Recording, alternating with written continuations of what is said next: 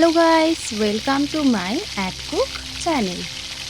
চিকেনের যে এত দুর্দান্ত স্বাদ হবে সেটা কিন্তু আপনারা একবার এই রেসিপিটা বানালে চিকেন কোরমার রেসিপিও ফেল হয়ে যাবে।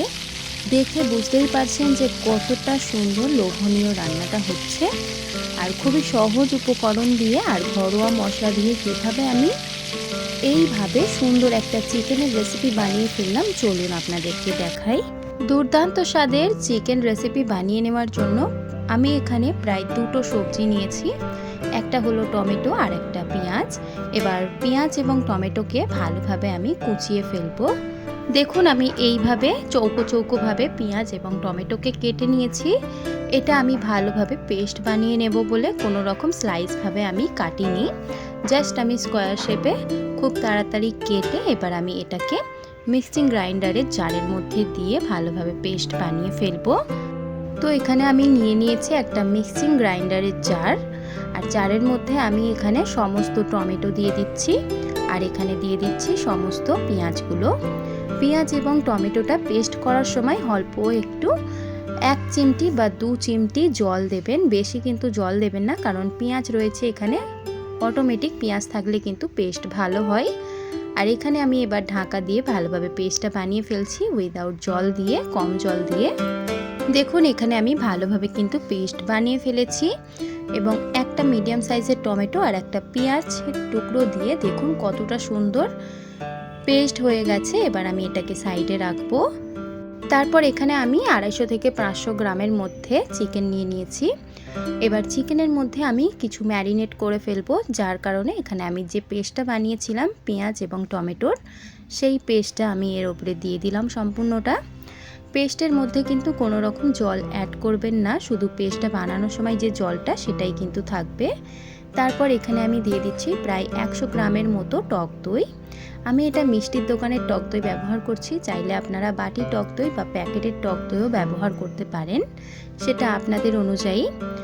100 গ্রাম টক দই এখানে দিয়ে দেওয়ার পর এবার আমি এখানে দিয়ে দিচ্ছি স্বাদ পরিমাণে নুন। নুনটা স্বাদ পরিমাণে অবশ্যই দেবেন। নুন যদি কম বেশি হয় সেটা কিন্তু রান্নার পরে আপনারা চেক করে নিতে পারেন স্বাদটা, কিন্তু রান্নার ম্যারিনেট করার সময় কিন্তু নুনটা একটু বেশি পরিমাণে দেবেন, যাতে মুরগির মাংসের মধ্যে ভালোভাবে অ্যাবসর্ব হয়। আর তারপর এখানে আমি গোলমরিচ গুঁড়ো 1 চা চামচ দিয়ে দেওয়ার পর দিয়ে দিলাম আদা এবং রসুনের পেস্ট 1 চা চামচ করে 2 চা চামচ। ব্যাস, এই কয়েকটি মশলা দিয়ে এবার আমরা চিকেনটাকে হাত দিয়ে ভালোভাবে চটকে চটকে ম্যারিনেট করে ফেলবো। চিকেন ম্যারিনেট করাটাই কিন্তু এখানে সমস্তটা, এখানে কিন্তু চিকেন ম্যারিনেট করাটাই কাজ। আর চিকেন ম্যারিনেটটা খুবই ভালোভাবে একটু হাত দিয়ে এভাবে করে করে কিন্তু চটকে চটকে ম্যারিনেট করে ফেলবেন, যাতে টক দইটা ভালোভাবে অ্যাক্টিভেট হয়ে যায়। আর টক দইটা চিকেনের উপর দেওয়ার আগে আপনারা চাইলে কিন্তু ভালোভাবে ওটাকে ফাটিয়ে নিয়ে তারপর চিকেনের মধ্যে দিতে পারেন, তাহলে আগে থেকে টক দইটা অ্যাক্টিভেট হয়ে যাবে। ভালোভাবে হাত দিয়ে চটকে চটকে মাখিয়ে নেওয়ার পর এটাকে আমি 30 থেকে 1 ঘন্টা ম্যারিনেট করে রাখবো। আপনারা চাইলে বেশিক্ষণ ম্যারিনেট করে রাখতে পারেন, কারণ এই চিকেনটা ম্যারিনেট করে যতক্ষণ রাখবেন ততটা কিন্তু টেস্ট আপনারা রান্নার মধ্যে পাবেন। আর যে কোনো রান্নার মধ্যে ম্যারিনেট যদি করা একটা প্রসেস হয়, তাহলে ম্যারিনেটটা করে অবশ্যই কিন্তু সময় দিয়ে রাখবেন। এবার এটাকে 30 মিনিট পর আমি এটা কুকিং করতে চলে যাচ্ছি। এবার আমি কড়া বসিয়ে দিলাম। এখানে আমি ননস্টিক প্যান ব্যবহার করেছি, চাইলে আপনারা স্টিলের বা সিলভারের প্যানও ব্যবহার করতে পারেন। এবার প্যানের মধ্যে আমি সাদা তেল দিয়ে দিয়েছি, এখানে প্রায় 4 থেকে 5 টিস্পুন। আপনারা যদি এখানে ঘি ব্যবহার করেন তাহলে তেলের উপরে 1 চামচ ঘি ব্যবহার করতে পারেন। আর এখানে আমি যে ম্যারিনেট করা চিকেনটা ছিল, ম্যারিনেট চিকেনের যে দইটা থাকবে সেই দইটা না দিয়ে শুধুমাত্র চিকেনের পিসগুলো এভাবে করে তুলে আমি তেলের মধ্যে দেব। আর তেলটা কিন্তু মিডিয়াম সাইজের গরম হতে হবে, অতিরিক্ত গরম করলে কিন্তু চিকেনটা যখন তেলের মধ্যে দেবেন তেলটা কিন্তু ছিটকে ছিটকে পড়তে পারে। তার কারণে মিডিয়াম তেলটা গরম হওয়ার পরেই একটা একটা করে চিকেনের টুকরো আমরা এভাবে করে এই তেলের মধ্যে দিয়ে দেব। সমস্ত চিকেনের টুকরোগুলো আমি দিয়ে দিয়েছি এবং দইয়ের যে জলটা ছিল সেটা কিন্তু আমি আলাদা রেখেছি, সেটা লাস্টে ব্যবহার করব। চিকেনের টুকরোগুলো তেলের উপরে দিয়ে দেওয়ার পর এভাবে হাতা দিয়ে কিন্তু আমি এখানে নাড়াচাড়া করে একটু ফ্রাই করে নেব।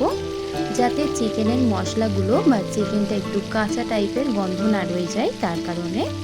এটা কিন্তু কাঁচাই প্রসেস করে রান্না হচ্ছে, কিন্তু এভাবে করে যদি তেলের মধ্যে চিকেনের টুকরোগুলোকে একটু ফ্রাই করে নেওয়া যায়, তাহলে কিন্তু এই রেসিপিতে খেতে খুবই দারুণ লাগবে। আর যে কোনো জিনিস ফ্রাই করলে কিন্তু সেটার স্বাদ আরও বেড়ে যায়। তার কারণে তেলের উপর দিয়ে এভাবে করে একটু নাড়াচাড়া করে ভালোভাবে আমি একটু ফ্রাই করে নিচ্ছি। দেখুন এখানে হালকা হালকা করে চিকেনগুলো নাড়াচাড়া করতে করতে অনেকটাই কিন্তু লালচে হয়ে এসেছে। এই পর্যায়ে এবার আমি কিছু উপকরণ দেব, তার কারণে এখানে কিন্তু স্বাদটা আর কালারটা খুবই সুন্দর হবে। আর তরকারির সুন্দর একটা কালার হওয়ার জন্য এখানে আমি প্রথমেই দিয়ে দিলাম গুঁড়ো লঙ্কা। এটা কিন্তু কাশ্মীরি গুঁড়ো লঙ্কা নয়, এটা নর্মাল গুঁড়ো লঙ্কা। আমি এখানে 1 চা চামচ ব্যবহার করলাম, চিকেনের উপর ছড়িয়ে দিলাম। এবার এই চিকেনটাকে মশলাগুলোর সঙ্গে মানে লঙ্কা গুঁড়োর সঙ্গে ভালোভাবে তেলের মধ্যে ফ্রাই করে নেবেন। রান্নার প্রথমেই যদি লঙ্কা গুঁড়ো ব্যবহার করা হয়, তাহলে কিন্তু রান্নার কালারটা কিন্তু লাস্টে খুবই সুন্দর একটা লালচে কালার আসে তেলের মধ্যে। ভালোভাবে লঙ্কা গুঁড়োটা দিয়ে দেওয়ার পর এভাবে করে আমি একটু নাড়াচাড়া করে ফ্রাই করে নিচ্ছি। আরও লঙ্কা গুঁড়োটা দিয়ে ভালোভাবে নাড়াচাড়া করে নেওয়ার পর এবার আমি দিয়ে দিচ্ছি একটা একটা করে সমস্ত উপকরণ। যেমন কি হলুদ গুঁড়ো এখানে আমি 1 চা চামচ পরিমাণে ব্যবহার করলাম। দিয়ে দিচ্ছি এখানে ধনে গুঁড়ো 1/2 চা চামচ পরিমাণে। আর স্বাদটা মেনটেন হওয়ার জন্য আরও একটু সল্ট আমি ব্যবহার করছি, মানে নুন। আর এখানে আমি গোলমরিচ গুঁড়ো দিচ্ছি জিরে গুঁড়োর বদলে। গোলমরিচ গুঁড়ো এখানে আমি 1 চামচ পরিমাণে দিয়েছি, আর যদি আপনারা চান জিরে গুঁড়োটাও ব্যবহার করতে পারেন। ব্যাস এই কয়েকটি ঘরোয়া মশলা হিসাবে এবার দেওয়া হয়ে গেলে ভালোভাবে হাতটা দিয়ে এভাবে নাড়াচাড়া করে আমি একটু মশলার সঙ্গে মাংসটাকে কষিয়ে নেব তেলের মধ্যে। তারপর মশলার সঙ্গে চিকেনটাকে ভালোভাবে নাড়াচাড়া করতে করতে দেখবেন কড়াইতে কিন্তু ধরে আসবে। সেই পর্যায়ে এখানে আমি জারটা ধুয়ে অল্প একটু পরিমাণে জল দিয়ে দিলাম, যাতে পুড়ে না ধরে। 1/2 কাপ পরিমাণে জল। এবার জলটা দিয়ে এখানে একটু নাড়াচাড়া করে দিয়ে আমি এটাকে ঢাকা দিয়ে জলটাকে ফুটে আসার অপেক্ষা করব। জলটা যখন পুরোপুরি কমে আসবে, সেই পর্যায়ে কিন্তু তেলটা পুরোপুরি ভেসে উঠবে। দেখুন চিকেনের মধ্যে কতটা সুন্দর তেল ভেসে উঠেছে, আর জলটা পুরোপুরি কিন্তু ফুটে গেছে। এই পর্যায়ে একটু নাড়াচাড়া করে দেব। আর নাড়াচাড়া করে দেওয়ার পর এই পর্যায়ে এবার আমি দিয়ে দিচ্ছি এখানে যে দই এবং ম্যারিনেট করে রেখেছিলাম সমস্ত গ্রেভি যে পাত্রের মধ্যে ছিল, সেই সমস্ত গ্রেভিটা আমি এই চিকেনের উপর এবার দিয়ে দিচ্ছি। সমস্তটা আমি হাত দিয়ে চেটে পুটে দিয়ে দিয়েছি। এবার ভালোভাবে হাতা দিয়ে অনবরত নাড়াচাড়া করে আমি এবার মিক্স করে নেব। চিকেনের কোরমাও ফেল হয়ে যাবে এভাবে করে রান্না করলে। দেখুন হাতা দিয়ে কতটা সুন্দর আমি নাড়াচাড়া করে দেওয়ার পর কালারটা কত সুন্দর একটু লালচে কালার এসেছে। অনবরত এবার নাড়াচাড়া করে একটু কষিয়ে নিচ্ছি যাতে স্বাদ হয়।